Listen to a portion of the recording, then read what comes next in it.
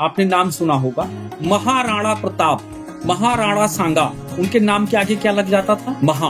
हमारे मनीषियों ने कहा कि जथा नामे तथा गुणे, मिंकू पिंकू चिंकू टिंकू, ये क्या कर सकते हैं? ये डंडे से पत्थर से आम तोड़ सकते हैं, लेकिन महाबली भीम नीचे से खड़े होकर पेड़ को हिला के आम तोड़ सकते हैं। जैसा नाम होगा ना, वैसा ही गुण उस व्यक्ति के अंदर आएगा। आप किसी के भी नाम को देख लो, श्री कृष्णचंद्र जी महाराज, राम जी का देखो श्री रामचंद्र जी महाराज।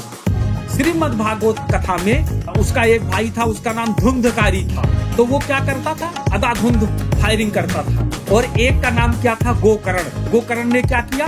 उसके मुक्ति का उपाय किया। कोटि कोटि मुन जतन कराही, अंत राम कही आवत नहीं। तो अजामिल ने क्या करा कि जो भगवान का नाम रखा था उससे वो अपने पुत्र को पुकार रहा था, लेकिन प्रभु ने कहा कि देखो अंतिम क्षण में हमें पुकार रहा है। यह है नाम का वर्णन, यह है नाम की माया।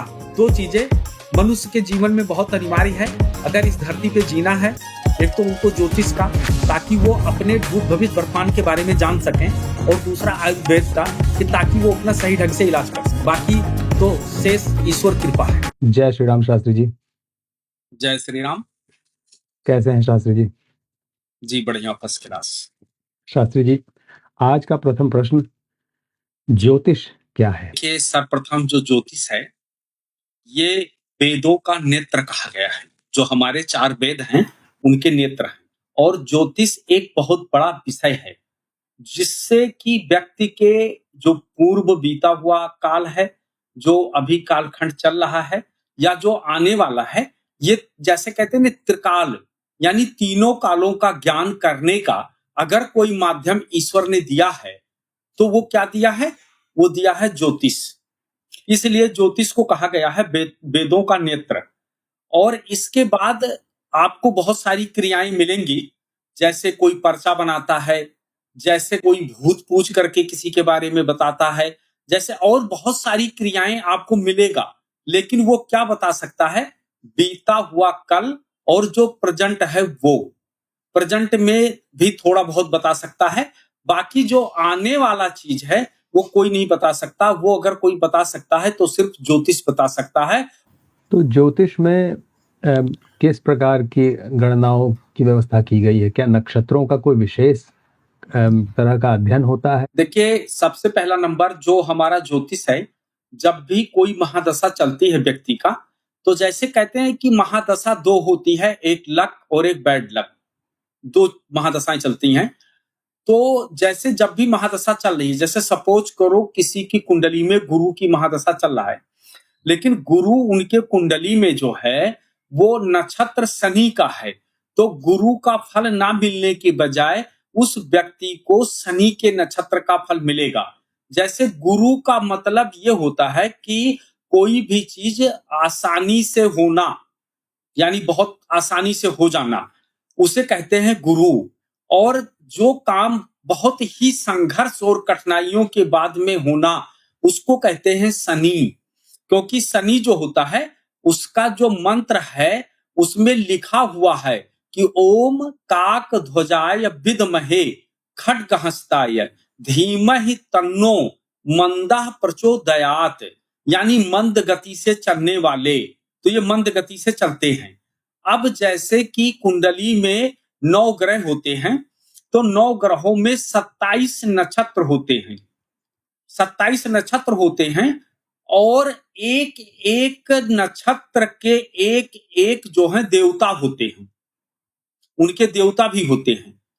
और हर नक्षत्र का अपना एक अंशा अवतार भगवान भी होते हैं, कि कौन सा भगवान किस नक्षत्र मतलब किस ग्रह के अवतार होंगे। तो इस प्रकार से जब भी हम फल कथन कहते हैं, तो हमको सर्वप्रथम इस बात का ध्यान रखना होता है कि व्यक्ति की जो महादशा चल रही है, उसका जो नक्षत्र है, जो नक्षत्र लॉर्ड है, वो कौन से स्वामी का मालिक है, ये देखा जाता है। और प्लस वो किस घर में बैठा है उसका भी देखा जाता है। तो देख करके ये बताया जाता है कि ये महादशा आपको अच्छा होगा और ये महादशा आपके लिए अच्छा नहीं होगा। उसके साथ साथ में जब भी आपके सूर्य के, जैसे मान लिया सूर्य के 3 चरण होते हैं, तो तीनों चरण के अलग अलग मालिक होते हैं। ऐसे 9 ग्रहों के आप मान लीजिए कि मतलब जो है 3 चरण के अनुसार से 27 हो गए, तो 27 नक्षत्र हो गए और हर नक्षत्र का अलग अलग देवता है। और एक जो सूर्य है उसका एक अंशा अवतार भगवान है। तो इस प्रकार से बिना नक्षत्र के गणना का आप जीवन में कभी भी फलित नहीं कर सकते, और जब भी आप फलित करेंगे तो कहीं ना कहीं संभवतः जो आपका फलित है वो सही नहीं उतरेगा। तो इस कारण से जब भी हम फल कथन कहें तो अहम नक्षत्रों का बहुत विशेष ध्यान रखना होता है। कौन सा नक्षत्र विशेष है या कौन सा नक्षत्र जो है वो थोड़ा सा कष्टदायक होता है? देखिए, इसमें कोई भी नक्षत्र ना विशेष है और ना कोई भी नक्षत्र कष्टदायक है। सर्वप्रथम क्या होता है कि ये आपकी कुंडली के युक्ति के ऊपर जाता है, बशर्ते ये होता है कि आपका जो कार्य है वो किस चीज से जुड़ा हुआ है, तो उस हिसाब से वो चीजें की जाती हैं। अब जैसे अगर हम नक्षत्रों की बात करते हैं तो सर्वप्रथम जो नक्षत्र आता है वो सूर्य का आता है। जैसे सूर्य जो नक्षत्र है, अगर किसी की कुंडली में, ये जो मैं थ्योरी बताने जा रहा हूं, ये हर जगह हर ग्रहों पे ये लागू होगा, इसमें किसी प्रकार से कोई बदलाव नहीं होगा। जैसे मान लिया कि लग्न से पंचम भाव तक आपकी कुंडली में जो ग्रह बैठा होगा वो आपका इष्ट होगा, क्योंकि आपकी कुंडली आपको ये बताती है कि आपका इष्ट कौन है, यानी कौन आपका भगवान है और किसकी पूजा करने से आपके भाग्य की वृद्धि होगी। तो सर्वप्रथम ये सब पे लागू होगा, लेकिन नक्षत्र अलग अलग होंगे। अब जैसे सबसे पहले जो शुरुआत होता है ग्रहों में, वो ग्रहों के जो राजा हैं वो सूर्यदेव हैं। सूर्यदेव का जो है 3 नक्षत्र होता है, और सूर्य के जो अवतार हैं, जिनके शक्ति को लेकर के अवतार हुए थे, वो प्रभु श्री राम और शिव जी हैं, जिनको हम महादेव कहते हैं। जिसके कुंडली में लग्न से पंचम भाव तक सूर्य होगा, ऐसा व्यक्ति जो है वो शिव अथवा राम जी का उपासक होगा और उनपे उनकी बड़ी श्रद्धा होगी। अब जो इनके प्रथम चरण आते हैं वो आता है कृतिका, उसके बाद में उत्तरा फाल्गुनी और फिर उसके बाद उत्तराखाढ़ा। ये 3 नक्षत्र जो हैं ये एक तरीके से देखा जाए तो ये सूर्य के हैं। अब जो आपका कृतिका नक्षत्र है, इसका जो देवता है वो अग्नि है, और जो उत्तरा फाल्गुनी नक्षत्र का है उसका अर्पणा, और जो आपका उत्तराखाढ़ा है उसका विश्वदेव। अब जैसे सपोज करो आपकी कुंडली में सूर्य किसी की महादशा चल रही है, लेकिन उसका जो नक्षत्र लॉर्ड है वो सूर्य है, तो आपको देखना है कि वो कृतिका का है या वो उत्तरा फाल्गुनी का है या वो उत्तराखाढ़ा का है। अगर इन तीनों में से कोई सा भी होगा तो आपको उस हिसाब से अग्निदेव का पूजन या आपको अर्पणा का पूजन या आपको विश्वदेव का पूजन करना होगा। और साथ साथ में ये महादशा बहुत अच्छी जाए तो इसलिए आपको शिव जी की या प्रभु श्री राम की उपासना भी करना है। शिव जी की उपासना में आप शिवलिंग के ऊपर जल डाल सकते हैं, रुद्राभिषेक कर सकते हैं, रुद्रा अध्यष्ठाई का पाठ कर सकते हैं, या मंत्रों का जाप कर सकते हैं। वो कोई सा भी मंत्र हो, ओम नमः शिवाय या महादेव के और मंत्र हैं, आप किसी मंत्रों का जाप करके पूजन करेंगे तो आपका जो ये नक्षत्र है माने सूर्य का, ये आपके लिए बहुत अच्छा जाएगा, बहुत बढ़िया ये फल आपको देगा। अब सवाल यह है कि सूर्य है क्या? सूर्य जो है वो तुम्हारा एडमिनिस्ट्रेशन पावर, और जो जिस देश में रह रहा है उस देश की मौजूदा सरकार, और पिता, और साथ साथ में आपका बड़ा बेटा। अब बात आता है कि अगर सूर्य मतलब केंद्र की गवर्नमेंट है तो स्टेट भी होते हैं उनकी गवर्नमेंट। तो दूसरा जो हमारे कुंडली में ग्रह आता है उसका नाम है चंद्रमा, और चंद्रमा के भी 3 नक्षत्र होते हैं। अब चंद्रमा का जो इष्ट देव होते हैं, जो चंद्रमा से पावर लेकर के और इस धरती पर वसुंधरा पे आए, वसुंधरा को सिंचित करने के लिए, हर जीव का कल्याण करने के लिए, तो चंद्रमा के जो अंशावतार भगवान हैं वो सोम भगवान, उनको कहा गया। अब चंद्रमा के भी 3 नक्षत्र हैं। पहला नक्षत्र जो चंद्रमा का आता है वो रोहिणी नक्षत्र आता है, उसके बाद में आता है हस्त नक्षत्र, और फिर सबसे लास्ट जो नक्षत्र आता है वो श्रवण नक्षत्र आता है। अब जैसे कि रोहिणी का जो है वो भगवान कौन है, वो ब्रह्मा है, यानी ब्रह्मा भगवान है। अगर किसी व्यक्ति का महादशा कोई चल रहा हो और वो नक्षत्र लोग जो हो वो रोहिणी का प्रथम चरण हो और वो उनको कहीं किसी प्रकार से पीड़ा दे रहा है, तो यहां पर उनको ब्रह्मा भगवान की उपासना करनी चाहिए। और उसके साथ साथ में जो दूसरा नक्षत्र आता है वो हस्त नक्षत्र आता है, जिसके देवता रवि हैं, रवि। तो यहां पर रवि यानी सूर्यदेव को ही कहा गया है। तो यानी उनकी उपासना करना, उनको अर्घ देना, उनके मंत्रों का जाप करना और सूर्यासन करना, ये सब चीजें जो है उसमें समाहित हैं। उसके साथ में जो तीसरा नक्षत्र सबसे लास्ट का आता है उसको कहा गया श्रवण। ये मतलब जो है ये तीसरा चरण है। तो श्रवण नक्षत्र के जो भगवान हैं वो भगवान विष्णु हैं। तो यहां पर क्या है कि भगवान विष्णु की आराधना करना चाहिए, जैसे विष्णु सहस्त्र नाम का पाठ या भगवान विष्णु के मंत्रों का पूजन या लक्ष्मी विष्णु का पूजन करा जाता है। तो ये विशेष ध्यान रखा जाता है कि जो हमारे 3 नक्षत्र हैं और जो ये 3 नक्षत्र जो चल रहे हैं इनके अलग अलग देवता हैं, लेकिन मुख्य ध्यान जो रखना होता है वो ये रखना होता है कि चंद्रमा का के अंशा अवतार कौन है, तो उनको सोम कहा जाएगा। और वैसे अगर देखा जाए तो एक अवतार भगवान चंद्रमा का जो उनका पावर लेकर अवतरित हुए थे वो श्री कृष्ण जी भी हुए थे, क्योंकि भगवान श्री कृष्ण भी 27 गुणों से हैं और चंद्रमा भी 27 कला से है।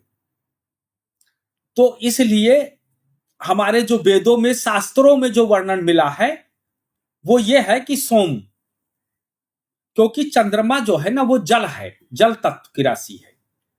तो इस कारण से अगर आप सोमदेव की उपासना तो जरूरी है, उसके बाद में तीनों नक्षत्रों को देखते हुए एक एक नक्षत्र की पूजा।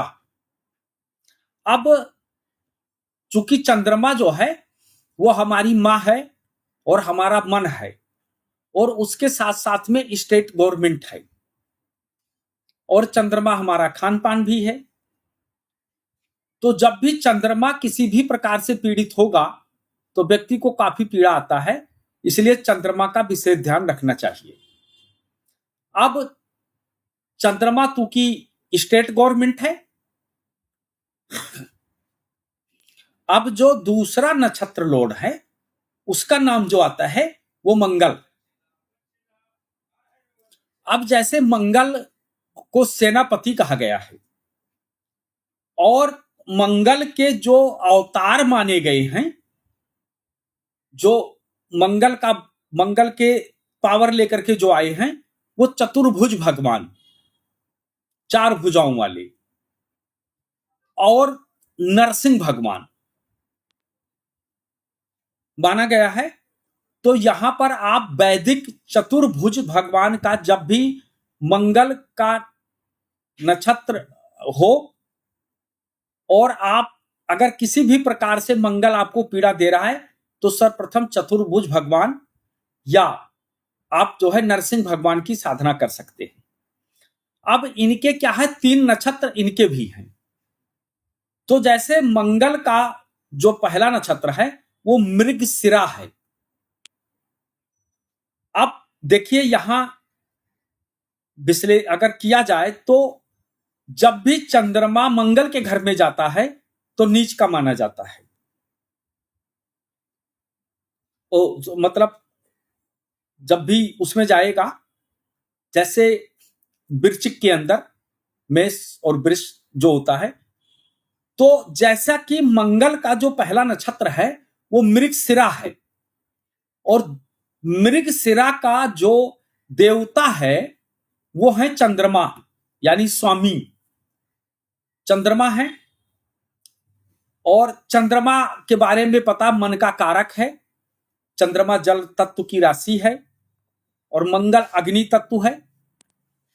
दूसरा जो आता है वो चित्रा नक्षत्र है और चित्रा नक्षत्र के जो स्वामी हैं यानी जो भगवान हैं या जो देवता हैं वो विश्वकर्मा जी हैं, यानी विश्वकर्मा भगवान, जो मतलब देवताओं का एक तरीके से मतलब गृह निर्माण करने वाले। और तीसरा नक्षत्र जो आता है वो आता है धनिष्ठा। जो ये धनिष्ठा नक्षत्र है मंगल का, इसके जो आते हैं वो अष्टवसु आते हैं, अष्टवसु इनके हैं। तो अगर इन नक्षत्रों में आपका कोई ग्रह बैठा है और आपको कहीं भी किसी प्रकार से कोई पीड़ा दे रहा है तो सर्वप्रथम आपको चाहिए कि इन तीनों में से जिस भी प्रथम चरण का या द्वितीय चरण का या तृतीय चरण में आपका जन्म हुआ है तो आप चतुर्भुजी या नरसिंह भगवान के साथ साथ में आपको इन 3 में से एक को पकड़ करके और आपको इनकी पूजा करना होगा और इनके तत्वों को अंगीकार करना होगा, यानी स्वीकार करना होगा। अगर आप इनके तत्वों को स्वीकार करते हैं तो ये एक तरीके से जो ये नक्षत्र है ये आपको अच्छा फल देगा। अब चूंकि मंगल सेनापति होता है तो केंद्र स्टेट को बताएगा और स्टेट जो है मंत्री को बताएगा। देखिए पांडे जी, ये महर्षि पराशर जी की जो कुंडली है ना वैदिक, इसमें बड़ा सिस्टम है। और आजकल क्या होता है कि जो तथाकथित ज्योतिषी हैं वो थोड़ा बहुत जान गए कि अष्टम भाव पीड़ा देगा, छठा भाव रोग देगा, 12वां भाव खर्च करवाएगा। जिन्होंने इस पे गहन अध्ययन नहीं किया है वो इसके तत्व को नहीं समझ सकते, क्योंकि ज्योतिष जो है ये जीते जी व्यक्ति को मोक्ष की प्राप्ति करवा देता है। क्योंकि ये जानते हैं ज्योतिष जो है अष्टम भाव है, यानी गुप्त ज्ञान। तो इसमें बहुत समझ के चलना चाहिए। बहुत बड़ा इसका वो नहीं है कि बहुत बड़ा कोई वो है, बस छोटा छोटा चीजें हैं। अब इसके बाद क्या होता है, मंगल। अब मंगल के बाद जो आता है ना, बुध आते हैं। बुध को युवराज कहा गया है और बुध के जो देवता है ना, क्योंकि बुद्धि है बुद्ध, और बुद्ध जो होता है ना बुद्धि हमेशा ऐश्वर्य और भोग चाहता है। इसलिए जो बुद्ध के देवता हैं वो इंद्रदेव हैं। जिनकी बुद्धि कमजोर हो, जिनका व्यापार में दिक्कत आ रही हो, जिनको किसी भी प्रकार का दिक्कत आता है, ऐसे व्यक्ति को इंद्रदेव की उपासना करना चाहिए, तभी उनको विलासिता की सारी चीजें मिलेंगी। अब दूसरे पॉइंट पे अगर आ जाओ तो बुद्ध बुद्धि का देवता है, तो इसलिए त्रिदेवों में विष्णु का अवतार हो चुका, शिव जी का हो चुका। तो अब ये जो बुद्धि के प्रदत्त देवता हैं वो विष्णु भगवान हैं। बहुत सारे लोग कहते हैं कि बुद्धि के प्रदत्त देवता गणेश जी हैं, लेकिन अगर हकीकत देखा जाए तो उसकी बड़ी कहानियां हैं। लेकिन बुद्ध के जो प्रदत्त देवता, बुद्धि को देने वाले भगवान विष्णु और इंद्रदेव। अब क्या है कि इनके भी 3 नक्षत्र आते हैं, क्योंकि जो हम चीजें ग्रहण करते हैं, वो शिक्षा या हम जो भी चीजें सीखते हैं, वो हम बुद्धि से सीखते हैं। अगर हमारे पास बुद्धि नहीं है तो हम नहीं सीख पाएंगे। इसलिए जो कुंडली का हमारे चौथा भाव है वो बुध है, उसको बुध कहा गया है। तो अब यहां पर बुध के भी 3 नक्षत्र हैं। जो पहला नक्षत्र आता है वो अश्लेषा नक्षत्र है। अब अश्लेषा नक्षत्र के जो स्वामी हैं वो कौन है? सर्प। अब पांडे जी यहां थोड़ी सी मतलब लोक व्यवहारता की भी चर्चा होती रहे। आपने देखा कि हमारा सनातन कितना बढ़िया है कि पहले से ही हमारे बुजुर्ग लोग जो थे, हजारों वर्ष पहले से वृक्ष की, सर्प की, इनकी सबकी पूजा करते चले आए। जैसा कि मैंने पिछले एपिसोड में आपको पेड़ों के बारे में बताया था कि कौन से ग्रह का क्या पेड़ है, और अब हम क्या बता रहे हैं कि कौन से ग्रह का कौन से देवता हैं, कौन से नक्षत्र का कौन सा देवता है। तो हमारे जो बुजुर्ग थे वो किसी मनीषी से कम नहीं थे और किसी जो है बड़े वैज्ञानिक से कम नहीं थे, क्योंकि उन्होंने पहले से ही सब चीजों को कर दिया। हमारे यहां मालूम है नाग पंचमी भी मनाई जाती है और उस दिन सर्प देवता को दूध पिलाया जाता है। तो अब देखो कि अश्लेषा नक्षत्र का जो स्वामी है वो सर्प है। तो इसमें क्या है, सर्प देव की पूजा करना चाहिए अगर अश्लेषा नक्षत्र में आपका जन्म हुआ है और आपकी महादशा चल रही है या आपको उसका फर्क नहीं पड़ रहा है। तो अब दूसरे पर आ जाइए, तो फिर क्या होता है, ज्येष्ठा। बुध का जो है दूसरा नक्षत्र जो है वो ज्येष्ठा है। अब ज्येष्ठा का स्वामी कौन है? ज्येष्ठा का स्वामी जो है वो इंद्र है, जिसको हम कहते हैं ज्येष्ठ का महीना। उसके स्वामी कौन है? इंद्रदेव है।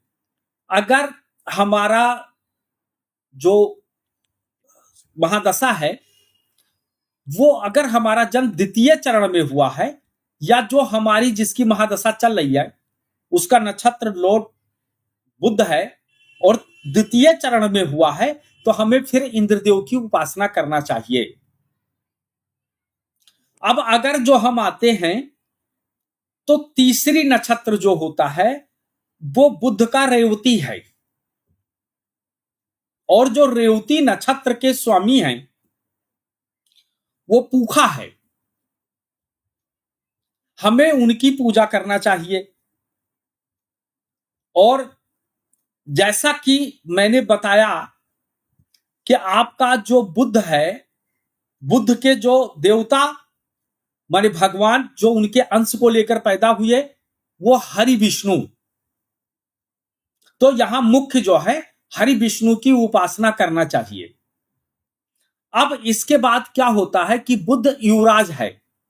अब जो हमारी कुंडली के सबसे बढ़िया ग्रह जिनका नाम सुनते ही हृदय में, मस्तिष्क में एक अपूर्व सुख पैदा होता है और बहुत ही अच्छा लगता है, उनका नाम है बृहस्पति। क्योंकि अब ये 4 चीजों के बाद में गुरु बृहस्पति का काम आता है, क्योंकि गुरु बृहस्पति इन चारों को संभालेंगे, चाहे वो राजा हो, चाहे वो मंत्री हो और चाहे वो युवराज हो। गुरु बृहस्पति। अब गुरु बृहस्पति के जो अंश के अवतार हैं जिनको कहा गया है, वो सर्वप्रथम जो कहा गया है वो वामन देव। आपने देखा होगा कि विष्णु पुराण में वामन देव महाराज का वर्णन आता है। वो वामन अंगुल के थे और जिन्होंने महाराजा बलि की परीक्षा ली थी और शुद्ध सन्यासी थे, क्योंकि गुरु बृहस्पति जो है वो शुद्ध सन्यासी है, उसको दीन दुनिया से कोई लेना देना नहीं है। लेकिन जो बृहस्पति हैं इनके जो स्वामी हैं वो इंद्रदेव हैं, क्योंकि गुरु के पास हर प्रकार की विलासिता होती है परंतु वो भोग नहीं करते, वो उनके शिष्यों का होता है, वो शिष्यों के लिए होता है। जब भी गुरु बृहस्पति का जब भी आए नक्षत्र, तो सर्वप्रथम इंद्रदेव की उपासना करनी चाहिए। और उसके बाद में जो गुरु बृहस्पति हैं, इनके भी 3 नक्षत्र हैं। और जो पहला नक्षत्र आता है वो है पूर्वावसु नक्षत्र। पूर्वासु नक्षत्र जो है, इसके जो स्वामी हैं वो आदित्य हैं। ये सब पांडे जी देवता हैं, इस बात का ध्यान रखिएगा। जो हमारे यहां कहते हैं ना 33 करोड़ देवता हैं या 33 कोटि हैं, तो मैं तो ज्यादा अभी गणित नहीं लगाऊंगा, लेकिन आप ये समझ सकते हैं कि 27 जो नक्षत्र हैं हमारे, जैसे मान लिया इनको 3 से भाग देंगे तो आपके सामने निकल आएगा कि हमारे यहाँ कितने देवता हैं और कितने भगवान हैं। तो ये मन की एक भ्रांति निकल जाएगी जो 33 करोड़ लोग चिल्ला रहे हैं। तो सर्वप्रथम क्या है कि हम बात कर रहे थे बृहस्पति का।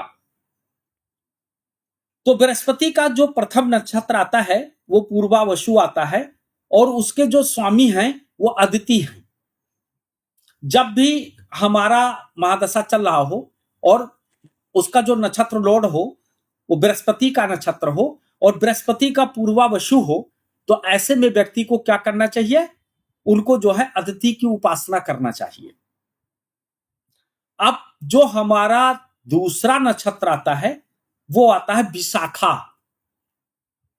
विशाखा नक्षत्र आता है, जो कि विशाखा नक्षत्र का जो स्वामी है वो अग्नि है, उनको अग्नि कहा गया है। तो उस समय पर अगर आपका महादशा चल रहा है और आपका जो नक्षत्र लॉर्ड है जिसकी महादशा चल रही है वो अगर विशाखा नक्षत्र में बैठा हुआ है, तो आपको अग्निदेव की उपासना करनी चाहिए, उनके मंत्र जपना चाहिए। तो जैसे बृहस्पति का तृतीय नक्षत्र जो है वो पूर्वा भाद्रपद है, और उसके जो स्वामी हैं वो अजपाद हैं। तो पांडे जी, जब हम कभी ज्योतिष करते करते जब हम वास्तु पर आएंगे, तो एक्चुअल वास्तु जो होता है वो कुंडली से होता है। और हम जब किसी ग्रहों के अलाइनमेंट करेंगे, तो जैसे मान लिया कि आदित्य, अग्नि, आजपात या जितने भी ग्रह के नक्षत्र स्वामी हैं, जब भी इनसे संबंधित आपकी कोई समस्या होगी तो इनकी सबकी दिशाएं हैं, और उन दिशाओं में वो वस्तु को रख देना या उन दिशाओं में वो गमला लगा देना, उन ग्रहों का अलाइनमेंट हो जाता है। क्योंकि वास्तु जो होता है ना, वो किससे होता है?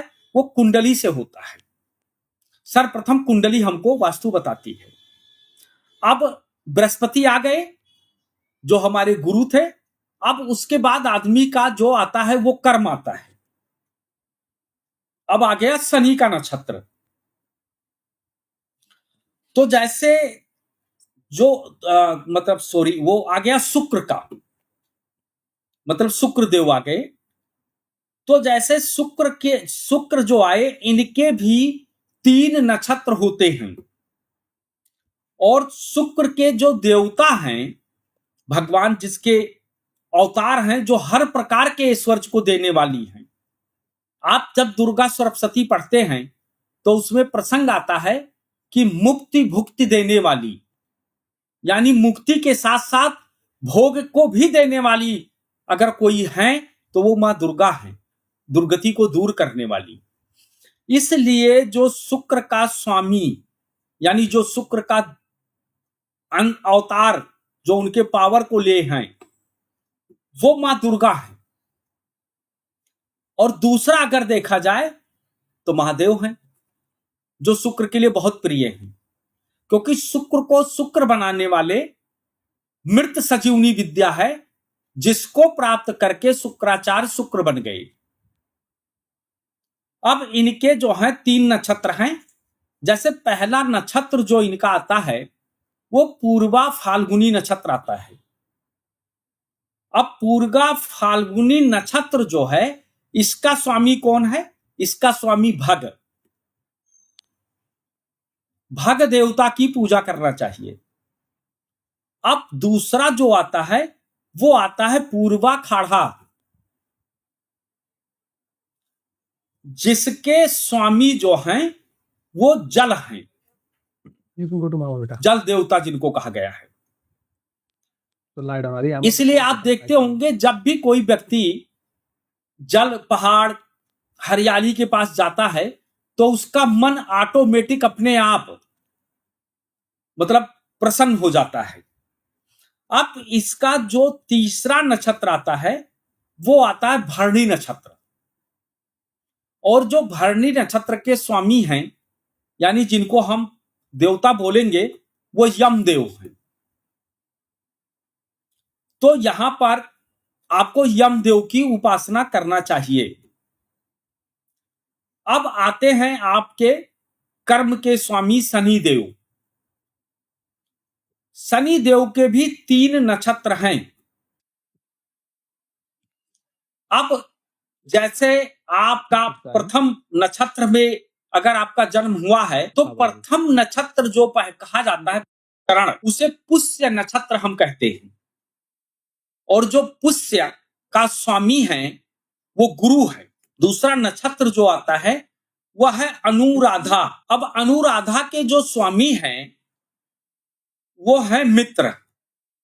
अब उसके बाद जो इनका तीसरा नक्षत्र आता है वो आता है उत्तरा भाद्रपद। अब इसके जो स्वामी हैं वो हैं अहिवव्य धन्य, इनके जो है स्वामी हैं। अब ये शनि के जो 3 नक्षत्र हैं, जब भी शनि की महादशा किसी कुंडली में किसी का गुरु की महादशा चल रहा है, लेकिन जो गुरु है वो शनि के नक्षत्र में बैठा है, आपका जिस चरण में जन्म हुआ है उस चरण से संबंधित जब भी आप उन देवों की पूजा शुरू कर देंगे या पूजा करना शुरू कर देंगे तो आपको बहुत फायदा मिलेगा। अब जो शनि के बाद का जो नक्षत्र आता है, जो ग्रह आता है, हालांकि इनको हमारे कुंडली में कोई ग्रह मतलब स्थान नहीं मिला, तो मनीषियों ने, महामुनियों ने, महाज्ञानियों ने राहु को यह बताया कि कुंभ का जो शनि होता है वो राहु जैसा फल, यहां पर राहु जो होता है वो शनि जैसा फल देता है।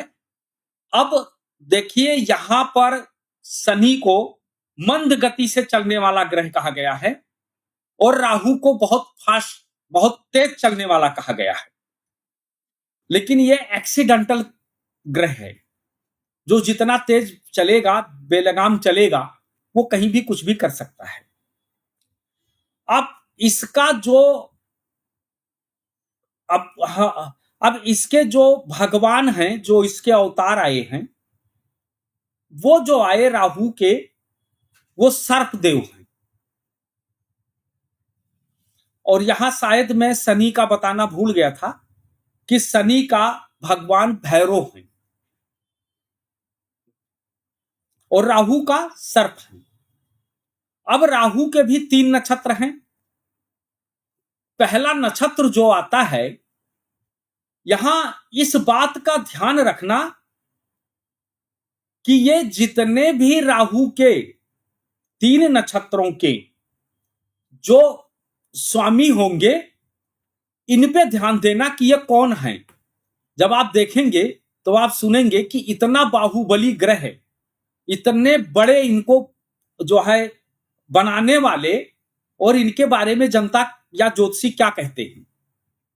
सबसे पहले आद्रा नक्षत्र आता है राहु का, और आद्रा नक्षत्र का जो स्वामी है वो रुद्र है, स्वयं रुद्र। कितनी बढ़िया बात है।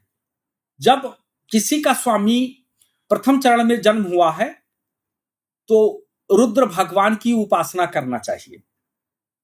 अब अगर हम दूसरे नंबर पे आते हैं तो स्वाति नक्षत्र कहा गया है। राहु का द्वितीय चरण का जो नक्षत्र है वो स्वाति नक्षत्र है, और स्वाति नक्षत्र का जो स्वामी है वो वायु है, वायुदेव हैं। तो इसलिए जब आपका द्वितीय चरण में जन्म हुआ है तो आपको वायुदेव का पूजन करना चाहिए या उनकी तस्वीर भी लगाना चाहिए। अब तीसरा जो आता है वो है शतभिषा नक्षत्र। अब जो शतभिषा नक्षत्र के जो स्वामी हैं वो है वरुण। अब ये वरुण हैं, तो इसमें क्या है कि जब भी आपका तृतीय चरण में राहु का तृतीय चरण में जन्म हुआ है, तो आपको चाहिए कि आप वरुण देवता की उपासना करें, उससे आपको बहुत अच्छा फल मिलेगा। अब बात आती है केतु की। Take both of them, but go into bed, okay? Ketu साक्षात ब्रह्म है, Don't disturb me. अपने आप में बहुत बड़े भगवान हैं Get in the bed और or tomorrow? उत्पत्ति के कारक हैं। Love you, बेटा। अब इनका जो केतु के भी 3 नक्षत्र हैं और केतु के जो अवतार हैं, जो केतु का पावर लेकर अवतरित हुए हैं, क्योंकि केतु हमारी कुंडली में जो है, हम उनको कहते क्या है, एक तरीके से हम अगर उनको देखा जाए तो हम इनको ऐसा भी कह सकते हैं कुंडलनी। केतु कुंडली है, कुंडलनी जो हम योग में कहते हैं कुंडलनी। और केतु के जो भगवान हैं वो गणेश जी हैं, क्योंकि केतु जो है ना ब्रह्म है, केतु समाधि है। अब केतु का जो पहला नक्षत्र होता है वो अश्वनी होता है। अब अश्वनी नक्षत्र जो होता है, यहां ध्यान रखिएगा कि केतु बहुत इंपॉर्टेंट है। केतु के चीजों को हमको जानना चाहिए कि केतु 3 चरण में हैं और इनके 3 चरण नक्षत्र के जो स्वामी हैं, इनको देखिए राहु और केतु को कितना बढ़िया दिया गया है। केतु का पहला चरण जो है वो अश्वनी है और अश्वनी के जो देवता हैं या स्वामी हैं वो अश्वनी कुमार हैं, यानी केतु स्वयं मेडिकल है, आयुर्वेद, नेचुरल। ये प्रथम जो आया ये कौन है? अश्वनी कुमार। अगर आपका प्रथम में जन्म हुआ है तो आपको अश्वनी कुमार की उपासना करना चाहिए। अब द्वितीय चरण जो केतु का है वो है मघा, और मघा का स्वामी कौन है? पितर, जो हमारे पितृ होते हैं वो हैं। बहुत इंपॉर्टेंट चीज है ये। जिसके लग्न में या पंचम में केतु बैठ जाए और संतान से संबंधित अगर दिक्कत हो पांडे जी, तो उनको सर्वप्रथम गंगा के तट पे त्रिपिंडी श्राद्ध नामक पूजन करवाना चाहिए। अवश्य उनको संतान की प्राप्ति होगी, क्योंकि संतान को और संपत्ति का देने का जो कार्य करते हैं वो हमारे पितृ करते हैं। और हमारे जो पितृ हैं, क्योंकि हमको सिर्फ 2 लोगों की संपत्ति मिलती है, एक हमको पिता की और एक हमको दादा की, जो ये हमारे विरासत में है। तो जो दूसरा नक्षत्र इनका है वो है मघा नक्षत्र, और मघा नक्षत्र के जो स्वामी हैं वो है पितृ। अब अगर हम आ जाएं तीसरे पर, तो वो है मूल नक्षत्र। जैसे कहते नहीं, यह व्यक्ति का जन्म मूल नक्षत्र में हुआ है, अगर उसका अलाइनमेंट सही समय पर नहीं किया गया, मूल शांत नहीं किया गया, मूल का नहीं किया गया, तो मूल का स्वामी राक्षस है, वो कुल की लुटिया डुबा देगा। क्योंकि राक्षस है तो राक्षस का काम क्या होता है? तो इसलिए अगर 2 राहु और केतु ये हमारी कुंडली में बहुत ही इंपॉर्टेंट होते हैं, और इनके जो स्वामी हैं वो एक तरीके से बहुत ही मतलब अच्छे हैं, और इनका हमेशा हम अलाइनमेंट करना चाहिए। अब जैसे क्या होता है कि ये थे 9 ग्रह और उसके साथ साथ में 27 नक्षत्र, और उन नक्षत्रों के साथ साथ में जो उनके स्वामी, इनके ऊपर बातें हो गई। अब जैसे कि आपको सदैव ध्यान रखना होता है कि हमको किससे क्या फायदा लेना है। जैसे सपोज करो हमारी गुरु की महादशा चल रही है, अब गुरु की महादशा चालू हो गई, लेकिन गुरु हमारे भाग्य में बैठा है, और जो गुरु का नक्षत्र लॉर्ड है वो शनि है, और शनि हमारे त्रिशराय भाव में बैठा है 3, 6, 11 में।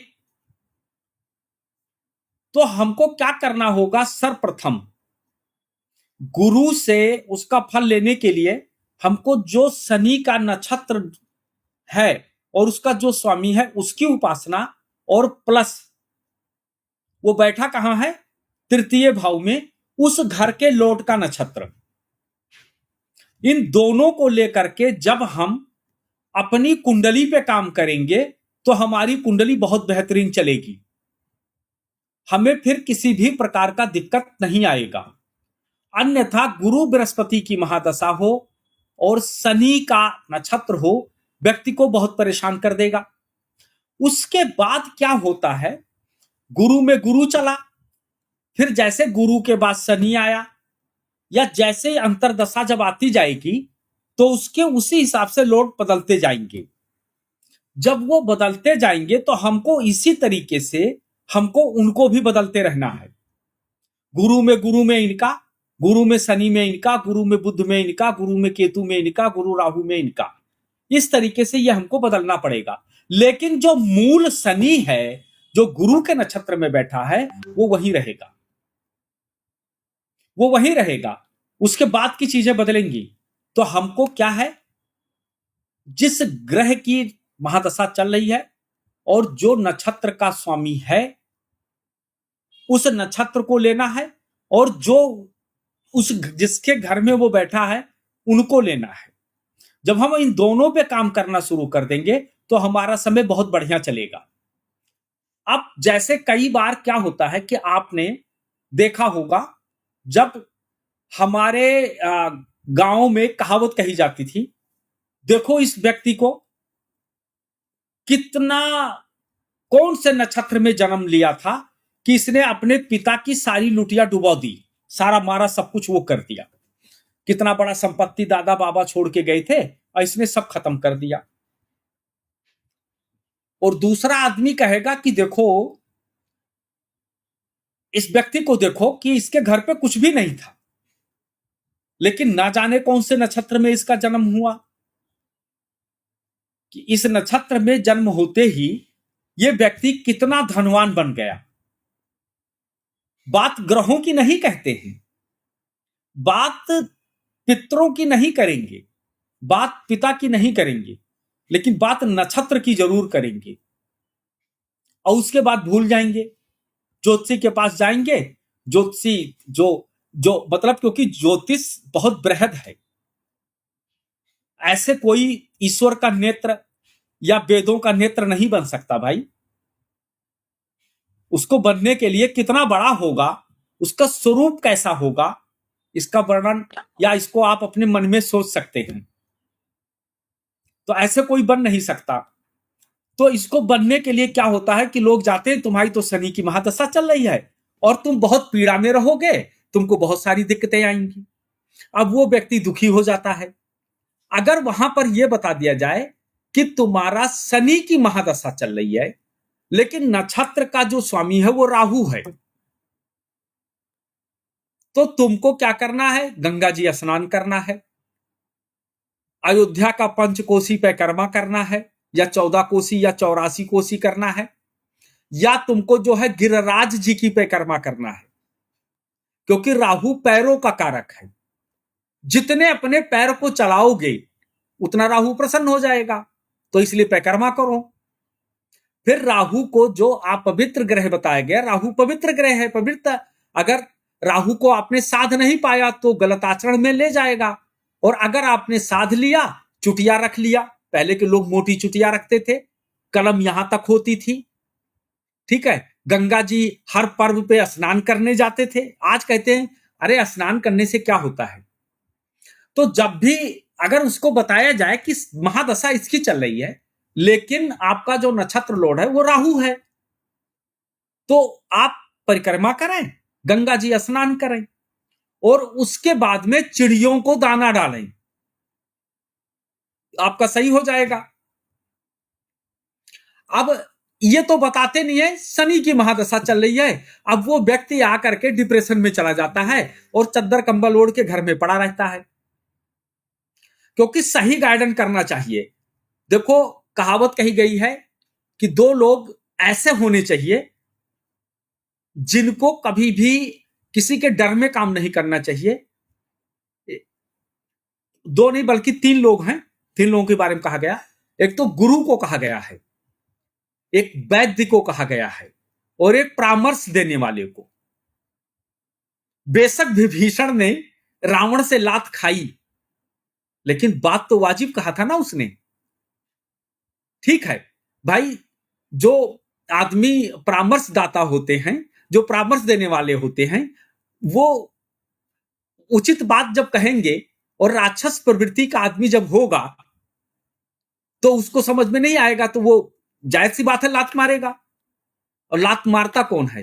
या तो पशु ही मारते हैं, चाहे वो गधों को ले लो, चाहे वो भेड़ बकरियों को ले लो, चाहे भैंस को ले लो, गाय को ले लो, यही लात मारते हैं। और कौन लात मारता है?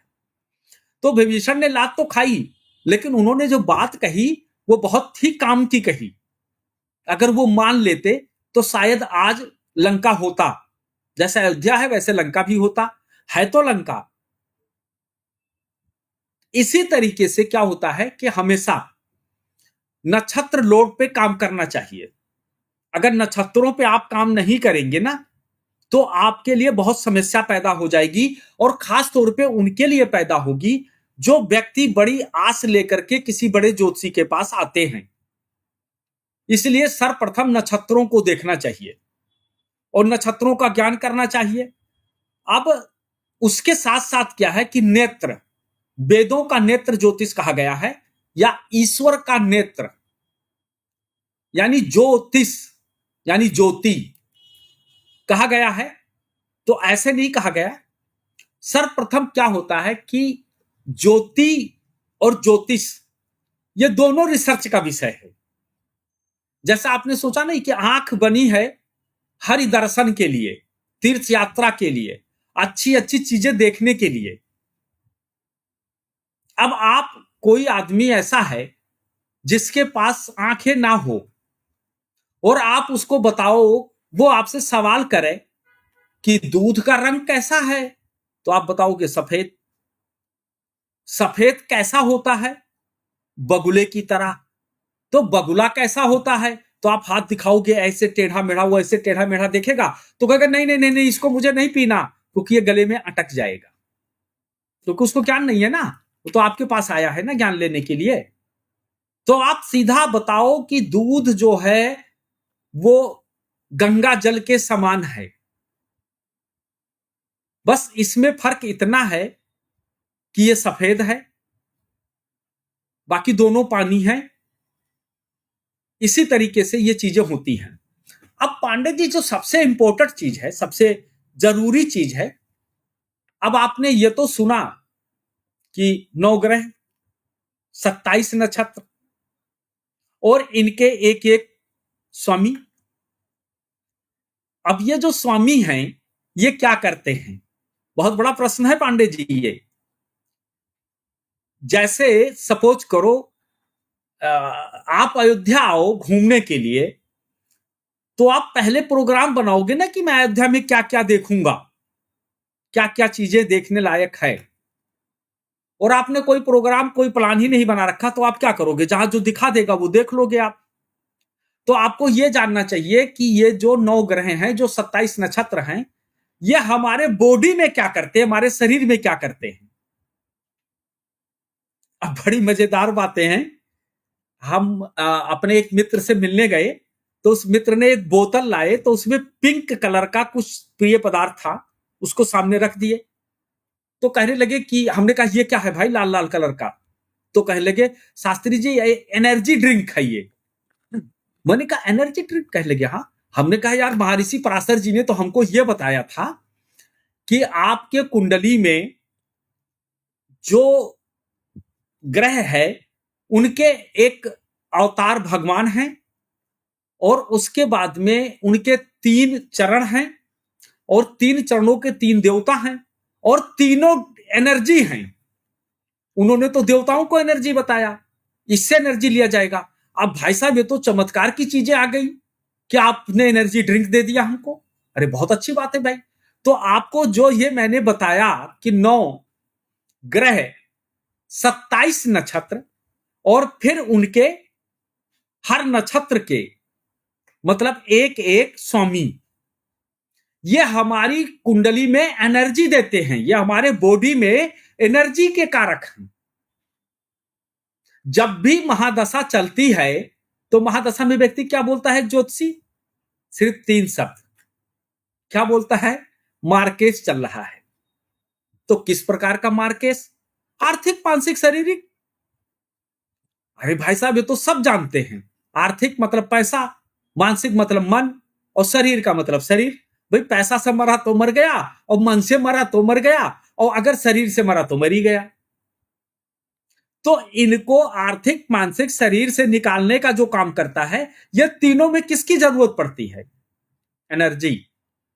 और एनर्जी कोई ड्रिंक है कि जिसको पी लेने से हमारे अंदर एनर्जी आ जाएगा? तो एनर्जी हमारे, जो मैंने बताया कि ये 3 नक्षत्र और इनके 3 देवता, ये हमारे शरीर में एनर्जी का काम करते हैं। और जस सूर्य की महादशा, सूर्य के जो अंशावतार प्रभु श्री राम, अंशावतार नहीं मतलब सूर्य का जो पावर लेकर अवतरित हुए, उनका ये कौन है? ये हमारे को लखनऊ की भूल भुलैया में टार्च दिखाने का काम करेंगे। ये हमारे इष्ट देव हो गए। यानी इष्ट, 2 चीजें बहुत मजबूत स्थिति में होना चाहिए, और 2 चीजें जिसके मजबूत स्थिति में नहीं होता है वो हमेशा एनर्जी ड्रिंक पिएगा, ना कि एनर्जिक देवता का पूजन करेगा। एक तो लग्नेश। लग्नेश क्या है? लग्नेश हमारा शरीर है, शरीर में एनर्जी। और दूसरा 11वां भाव। 11वां भाव क्या है? हमारा मित्र सर्कल, मित्रों में एनर्जी। जब हमको कोई दिक्कत आती है तो हम सबसे पहले नंबर अपने चाहने वालों को फोन लगाते हैं, भाई मेरे पास ये समस्या आ गई। अब समझ लो कि आप एनर्जी ड्रिंक पीने वाले व्यक्ति को अगर आप अपने पास रखते हो तो कहेगा कुछ नहीं होगा, दारू पी लो। लेकिन अगर आप कोई ऐसे व्यक्ति को रखे होंगे जो बॉडी के अंदर बता रहा होगा, तो क्या होगा? वो कहेगा ये एनर्जी लो, इस देवता का पूजन शुरू कर दो और आपका कल्याण हो जाएगा। और साथ साथ में ये जो 3 ग्रह मैंने बताया ना, अश्विनी कुमार, जैसे सपोज करो अश्विनी कुमार ये वैद्य हैं, ना कि डॉक्टर। अब अगर सपोज करो केतु का प्रथम का चरण का आ गया और आपके शरीर में एनर्जी खत्म कर दिया, तो आपको क्या करना चाहिए भाई? आपको आयुर्वेद की चीजों की तरफ भागना चाहिए ना। आपको आयुर्वेदिक चीजें लेनी चाहिए। जैसे आज प्रचार तो लोग करते हैं कि पहले के राजा महाराजा स्वर्ण भस्म, हीरा भस्म इनका प्रयोग करते थे। इस गोली के अंदर स्वर्ण भस्म है, हीरा भस्म है, मोती भस्म है। यार जब तुम्हारी अंग्रेजी इतनी बड़ी काम कर रही है तो हमारे हीरा भस्म को तुमको क्या जरूरत पड़ गई भाई? तब वो हीरा भस्म, तब वो आयुर्वेद की तरफ जाना चाहिए। इसी तरीके से जितने हमारे अनाज है ना, अनाज भी हमारी एनर्जी है, और वो ये बताता है कि किस रोग में क्या खाना है। जैसे जब हम पांडे जी मेडिकल साइंस पे आएंगे, ग्रह और मेडिकल, तो वहां पे यह भी बताया जाएगा कि कौन सा ग्रह क्या रोग उत्पन्न करता है और कौन सा ग्रह आपकी कुंडली के अंदर उसका निवारण करता है। क्योंकि एक घर के अंदर, एक ग्रह के अंदर 3 क्रियाएं होती हैं। वो मारने का भी काम करता है और जिलाने का भी काम करता है, दोनों काम करता है वो। क्योंकि हम किसान हैं तो हमको यह पता है कि जो फसल नुकसान करती है वही फसल फायदा देकर जाती है दोबारा फिर बोना। तो ये जो हमारे अनाज हैं ये भी एनर्जी है। ड्रिंक में कोई एनर्जी नहीं है। अगर सोचो कि ड्रिंक में कोई एनर्जी है तो कोई एनर्जी नहीं है, वो क्षण भर के लिए है। बाकी जितने एनर्जी हैं वो हमारे खाने में है, वो हमारी चीजों में है।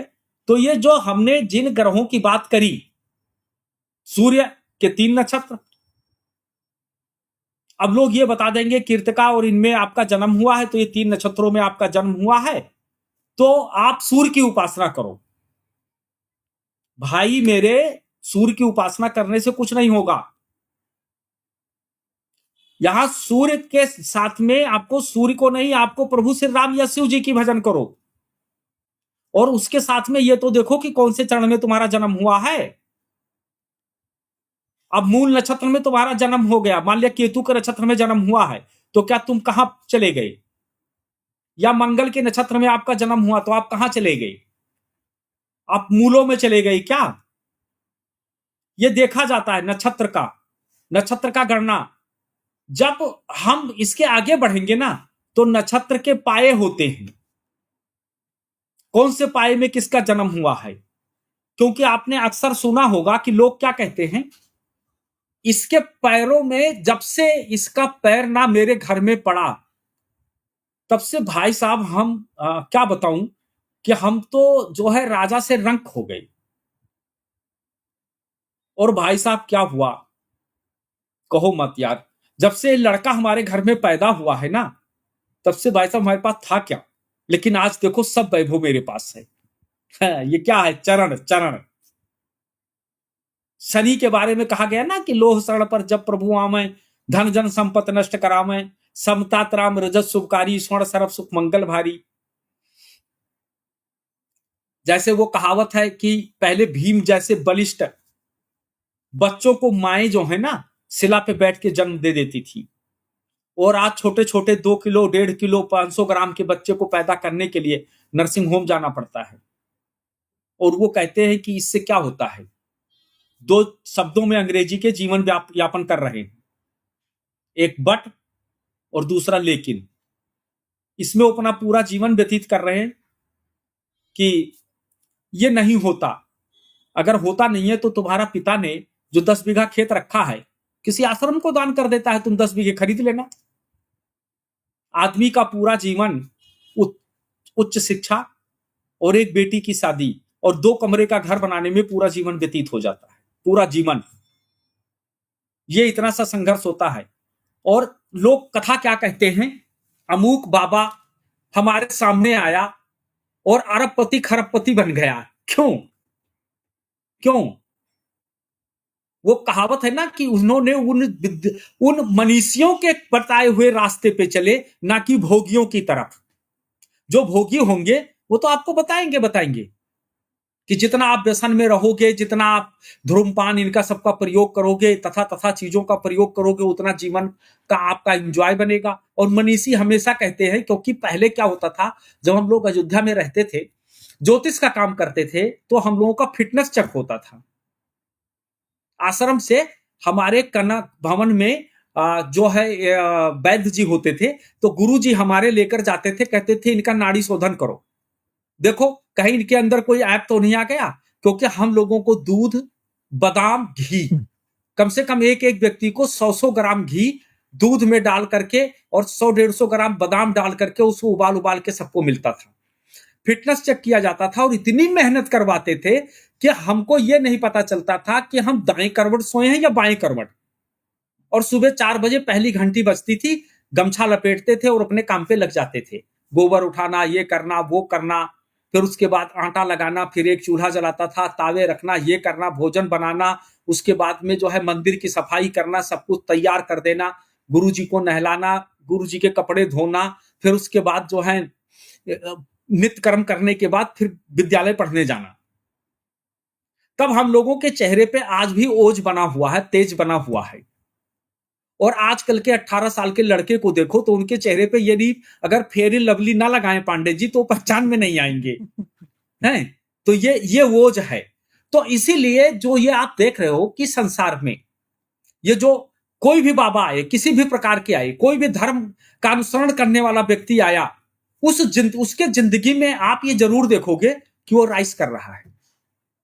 क्यों कर रहा है?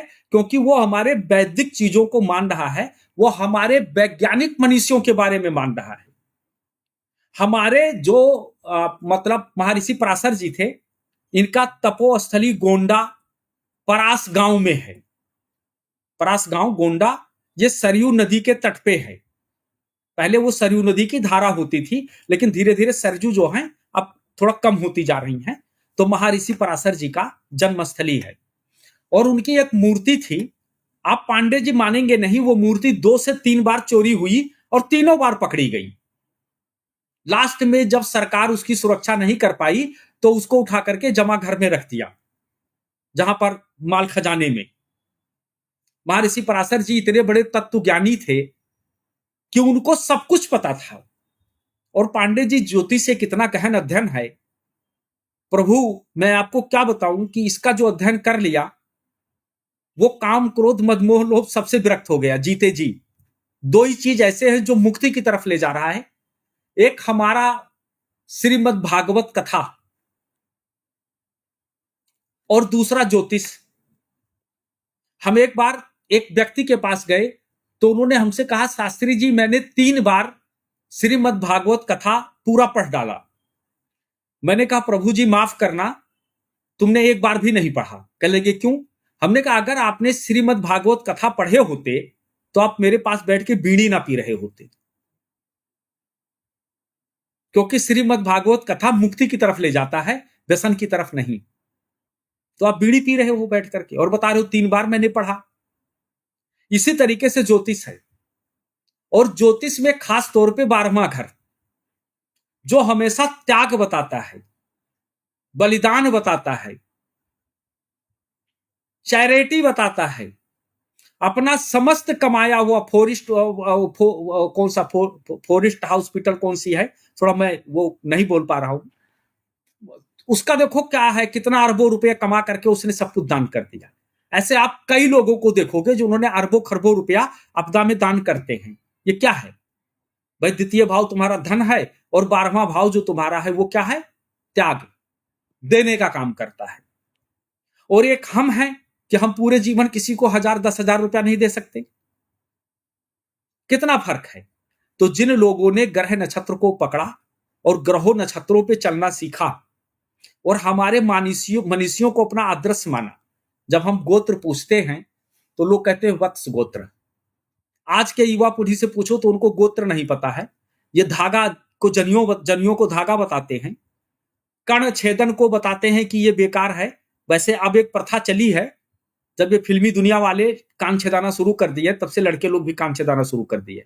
नहीं तो हमारे यहाँ कर्ण छेदन जो है ना, वो जैसे मुंडन संस्कार होता था उसी तरीके से कर्ण छेदन संस्कार होता था। और हमारे यहाँ 2-3 चीजें बहुत अनिवार्य था। सबसे पहला नंबर था, हम लोग जो होते हैं ना वो अर्धनग्न वस्त्र पहनते थे कमर के नीचे। दूसरा सर पे पगड़ी, और तीसरा कर्ण छेदन, और चौथा नंगे पैर चलना। प्रतिदिन आदमी कम से कम 10 किलोमीटर 15 किलोमीटर पैदल चलता था। अगर कोई भी हल बैल से 10 बीघा खेत जोतते थे तो इतना रेसो आ जाता है। तो इस तरीके का होते थे और पता चलता था। मेरे दादाजी हैं, कितने बरस के हो गए? अभी कहां यार, 105 साल हुए हैं। अच्छा, अभी अच्छे तरीके से भुट्टा भी खा रहे हैं, कभी कभी गन्ना भी चूस लेते हैं, और कभी और भरपेट भोजन करते हैं, 3 टाइम भोजन करते हैं। और अभी क्या पता चला भाई साहब कितनी उम्र आपकी होगी? यही कोई 44 साल। भाई साहब आप तो देखने में 55 साल के लग रहे हो। ये थोड़ा सा पांडे जी इसलिए हम कह रहे हैं कि ताकि हम ये नहीं कि हमारा अभिप्राय ये नहीं है कि हम वीडियो को बढ़ा रहे हैं। हमारा अभिप्राय ये है कि हम तुमको संस्कार सिखा रहे हैं। ज्योतिष एक संस्कार सिखाती है। ज्योतिष ये बताती है कि तुमको कैसे, क्योंकि वो वेदों का नेत्र है, इसलिए नेत्र हमेशा जो है अच्छी चीजों को देखना पसंद करता है, गलत चीजों को नहीं। तो इसलिए कहा जाता है। तो ज्योतिष जो है ये शुद्ध एक तरीके से अगर देखा जाए तो हमारा संस्कार है और वेदों का नेत्र और प्रभु का नेत्र है। जब आप इसे अच्छे सजल नेत्रों से देखना शुरू कर दोगे, वहीं से आपका कल्याण हो जाएगा। एक प्रश्न है। जी बोलिए। संस्कारों की बात कर रहे थे, तो संस्कारों से जुड़ा हुआ एक संस्कार है नामकरण संस्कार। और जी। नामकरण संस्कार में नक्षत्रों की बात शायद होती है। जी। तो काफी बृहद विषय हो जाएगा बात करने के लिए, लेकिन अगर आप थोड़ा सा उस पर कुछ अपनी टिप्पणी कर सकें तो आज के लिए वो हो जाएगा थोड़ा सा। जैसे कहता हूं तो सबसे पहला नंबर क्या होता है कि आपने आज के 50 साल पहले आपने नाम सुना होगा महाराणा प्रताप, महाराणा सांगा। उनके नाम के आगे क्या लग जाता था? महा। अभी आपने सुना होगा शेर सिंह राणा, माने शेर सिंह राणा। तो हमारे मनीषियों ने कहा कि जथा नामे तथा गुणे, मिंकू पिंकू चिंकू टिंकू, ये क्या कर सकते हैं?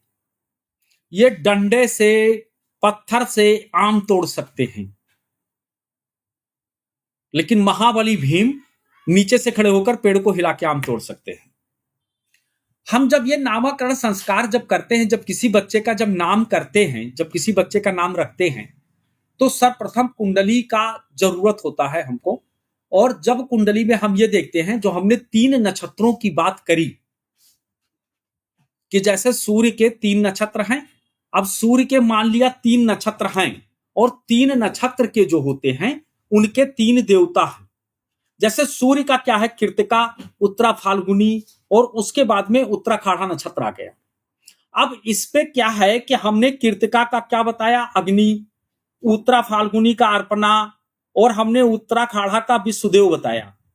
तो जब हम उस समय पर नामकरण संस्कार करते हैं तो सर्वप्रथम हम ये देखते हैं कि इस व्यक्ति का जन्म कौन से नक्षत्र में हुआ है, और नक्षत्र का जो पहला अक्षर होगा उस व्यक्ति का नाम होगा। इसमें क्या होता है कि अगर देश काल परिस्थितियों को देखते हुए अगर कभी आपकी जन्म कुंडली गुम हो गई तो आपको ज्यादा जीवन में मेहनत नहीं करना पड़ेगा। आप किसी ज्योतिषी के पास जाओगे तो उससे पूछा जाएगा क्या नाम है तुम्हारा? मेरा नाम गोविंद है। अच्छा ठीक है, कोई बात नहीं है, आप मकर राशि के आदमी हो। अब वो जब उसका राशि के अनुसार फल कथन कहेगा तो कहेगा महाराज आपने जितनी बातें कही वो सब मेरे जीवन में घटित हो चुका है। और जब आप चिंकू पिंकू मिंकू से पूछोगे तो क्या होगा? नहीं बता पाएंगे वो। तो ये चिंकू मिंकू पिंकू जो नाम होता था, ये पहले बंदरों का नाम रखा जाता था, ये मनुष्य का नाम नहीं होता था। आप किसी के भी नाम को देख लो, श्री कृष्ण चंद्र जी महाराज, राम जी का देखो श्री रामचंद्र जी महाराज, चंद्र लग जाता था, श्री कृष्ण चंद्र, मतलब एक वो लग जाता था, उनके साथ साथ में उनके सारे चीजें जुड़ करके आ जाता था।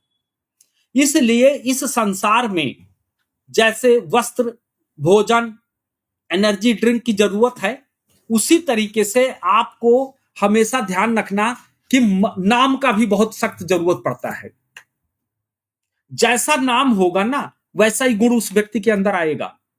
आप जैसे कोई कन्या राशि की लड़की होती थी तो घर में कहते थे, पंडित जी बताते थे, ठकुराइन आपके लड़की का जो है ना पा अक्षर से नाम आया है, तो वो पम्मी नाम नहीं रखेंगी। उनको पता ही नहीं था, उनके दिमाग में ही नहीं आता था कि पम्मी भी कोई नाम होता है। तो हाँ हाँ हाँ ठीक है, इनका नाम पार्वती रखो, तो उनका नाम क्या हो जाता था? पार्वती। तो उनको शिव जैसे पति भी मिल जाते थे। आज उनका नाम क्या है? पम्मी। क्या नाम है तुम्हारा? पम्मी। तो पम्मी को कैसा मिल जाता है? चम्मी। चम्मी प्रकार का आदमी भी मिल जाता है। क्योंकि हमारे जो हिंदी में छोटा आ से लेकर के और ज्ञा तक जो ये नाम होते थे, ये जितने अक्षर आए हैं, ये सब नाम के पहले अक्षर आए हैं। इतने नाम हमारे हुआ करते थे, और हर अक्षर का बहुत बड़ा महत्व है। चूंकि हम ज्योतिषी हैं, व्याकरणाचार्य नहीं हैं, अगर हमको व्याकरण के बारे में पता होता तो छोटा आ के बारे में एक व्याकरण का व्यक्ति इतना चीज बता देता कि शायद उनको बताने में महीनों लग जाता एक अक्षर पे।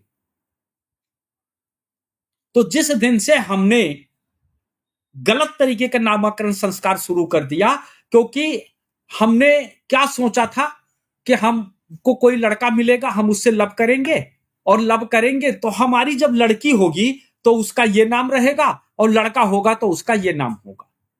क्यों? क्योंकि भाभी जी घर पे हैं। उस सीरियल में उसने ऐसे ही किया था। लेकिन श्रीमद् भागवत कथा में हमारे परम पूज्य स्वामी जी ने क्या कहा था, उसका ध्यान नहीं है।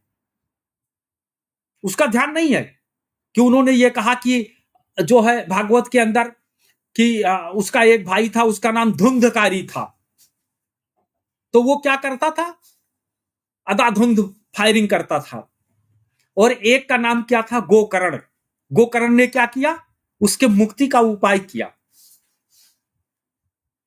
इसीलिए हमारे परम पूज्य गुरुदेव महाराज जी, रामभद्राचार्य जी स्वामी जी कहते हैं कि हमेशा व्यक्ति को ना प्रभु से संबंधित नाम रखना चाहिए। क्योंकि आपने एक कहानी सुना होगा अजामिल का, उसने किसका नाम रख दिया था, प्रभु का।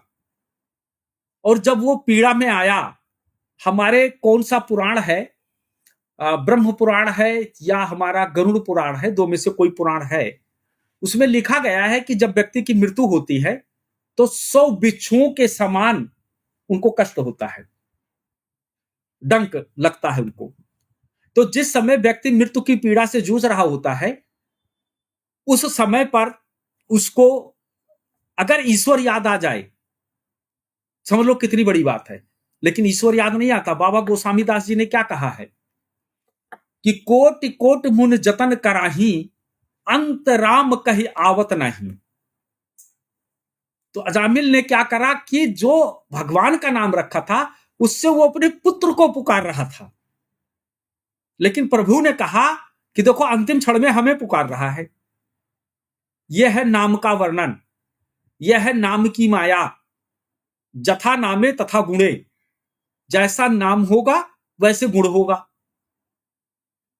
अब हमारे एक परम मित्र हैं, बहुत अच्छे व्यक्ति हैं बेचारे वो, उनका नाम पंडित श्री लक्ष्मी दत्त जोशी है।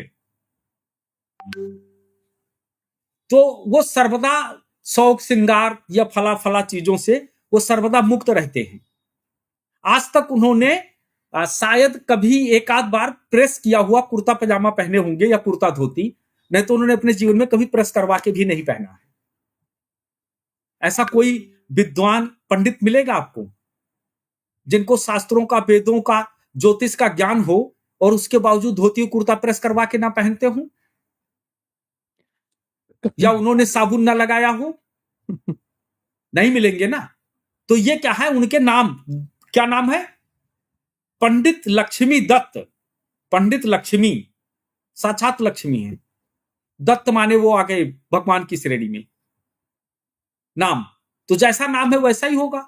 और हमारे पास एक पंडित जी हैं, उनको देखो अभी, तो उनको क्या है कि वो हमेशा जब पूजा स्थान पे जाएंगे, धोती कुर्ता बढ़िया फर्स्ट क्लास, क्रिच नहीं टूटना चाहिए, और जैसे पूजा से उतरते हैं वैसे उसको खूंटी पे टांग करके और बढ़िया first class pant T shirt coat पहन के घूमते हैं। ये नाम का है। तो इस तरीके से जो आपने कहा, क्योंकि हम धीरे धीरे अपनी सीरीज को लेकर के हम उस पे भी आएंगे कि कौन से नक्षत्र का कितना अक्षर से नाम शुरू होता है, कौन से नक्षत्र में व्यक्ति पैदा हुआ है तो उसका आ ई उ से या टे टू टा से कैसे नाम होगा, उस तरीके से उस पे भी हम आएंगे। तो फिलहाल अभी जो हमने नामों के ऊपर वर्णन किया, हम अपने दर्शकों से अनुरोध करते हैं कि आप कृपया इसको समझने की कोशिश करना, इसको अन्यथा मत लेना कि मतलब मैं वो बता रहा हूं। और दुनिया में सब कुछ याद रखना कि लोग, खुद हम अंग्रेज बनना चाहते हैं लेकिन अपनी संतानों को नहीं बनाना चाहते। इसलिए इस बात का ध्यान रखना कि जो गलती मुझसे हुई है वो अपने बच्चों से ना होने दें। संस्कृत का पाठ देखो, दो चीजें मनुष्य के जीवन में बहुत अनिवार्य है अगर इस धरती पे जीना है, वो कोई भी जाति का हो। हम एक जाति के लिए संबोधन नहीं, हमारा ज्योतिष हिंदू, मुस्लिम, सिख, ईसाई, पारसी कोई भी है, दो चीजों का ज्ञान उनको होना चाहिए। एक तो उनको ज्योतिष का, ताकि वो अपने भूत भविष्य वर्तमान के बारे में जान सकें, और दूसरा आयुर्वेद का कि ताकि वो अपना सही ढंग से इलाज कर सके। बाकी तो शेष ईश्वर कृपा है। ठीक है, ठीक है। जी। तो अभी हम लोग इस पे विराम लेते हैं। अगर कोई आपको आगे में कोई बात पूरी करनी हो या कुछ और प्रसंग अगर आपको पूरा करना हो तो कर दीजिए थोड़ा। बस सिर्फ हम इतना कहेंगे कि अपने सभी समस्त प्रकार के दर्शक जो हमारे इसको देख रहे हैं, अपने बच्चों को संस्कार, ओजस्वी, तेजस्वी बनाएं और ज्योतिष का और आयुर्वेद का ज्ञान दिलवाएं और उनको ये जरूर बताएं कि हमारे आदर्श जो हैं प्रभु श्री राम हैं और हमको उस तरीके से, क्योंकि अगर आपको राम जैसा पुत्र चाहिए तो आपको दशरथ जैसी तपस्या करना होगा, जिस तरीके से दशरथ जी ने किया था, तो आपको मर्यादित और आदर्श पुत्र की प्राप्ति होगी। और ये मेरा शुभ आशीष है कि जो भी हमारे इनको देखते हैं, आप अपने जितने भी दर्शक हैं, उनको हमारे तरफ से जय श्री राम। जय श्री राम। बहुत बहुत धन्यवाद।